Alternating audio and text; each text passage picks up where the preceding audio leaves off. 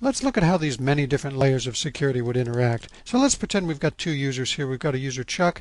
He's the one that's got the higher security. Bridget is going to have not as much security. So we want Chuck associated with PyAdmin, for example, and Bridget to be associated with PyDemo, a less privileged user in Pi.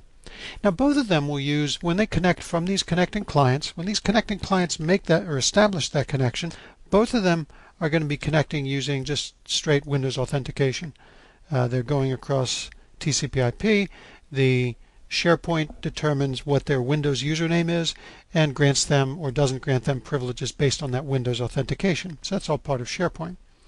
Now when we get to that point, the Pi SDK gets involved. This actually creates on SharePoint a couple of user sessions, and these user sessions are then used as a kind of a mechanism to pass the Windows usernames through the Pi SDK to the Pi trust table. So this connection is actually not being made by the Windows users, it's being made by the user sessions that are passing this information onto the trust table. So the trust table responds by returning the names that should be associated with those individual user sessions. So it's the user sessions that ultimately you're communicating with. We've passed Chuck's username, his Windows username, to the trust table, and because of his particular configuration in the trust table, he gets to be a power user.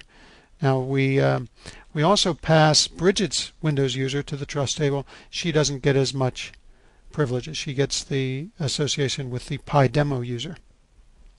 So we will look at this in more detail later on and go into exactly what application or what security account is used, what Windows account is used to maintain these user sessions in this connection. It's the application pool identity I was mentioning earlier.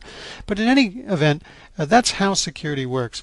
We are making the connections using Windows authentication, using some code within our RtWebParts server and the Pi SDK to pass on that Windows information to the trust table. And once that initial connection is made and we know what users to associate with these user sessions, then the subsequent retrievals are simply going to be handled by those user sessions.